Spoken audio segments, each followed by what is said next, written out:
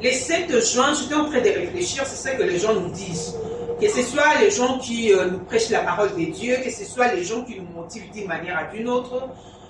Beaucoup disent, ce que nous pensons, cela arrive.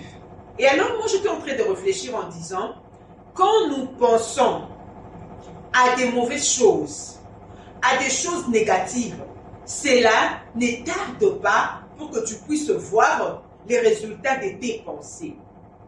Par contre, quand tu penses à des bonnes choses, il est vraiment difficile de voir la réalisation de ce que tu pensais, de voir la réalisation de tes pensées. Et j'étais en train de me poser une question, je disais, oh Dieu, comment cela se passe-t-il? Quand on pense à des mauvaises choses, très souvent, ces choses-là arrivent. Ça ne prend même pas de temps, ça ne prend même pas beaucoup de jours pour que tu puisses voir cette chose que tu pensais se réaliser dans ta vie. Tu pensais quelque chose de mal allait t'arriver, du coup tu vois quelque chose de mal t'arrive.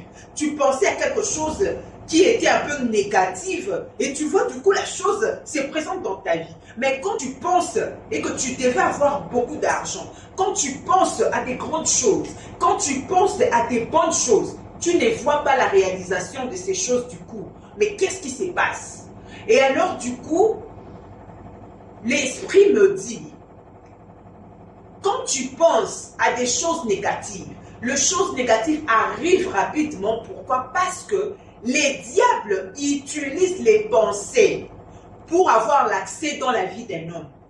Or, Dieu, pour bénir quelqu'un, il n'utilise pas les pensées. Dieu utilise la foi et la sanctification. Bref, ce que je veux dire, il faut vraiment arrêter de penser à des mauvaises choses. Ça serait vraiment une porte d'entrée pour que l'ennemi vienne te détruire.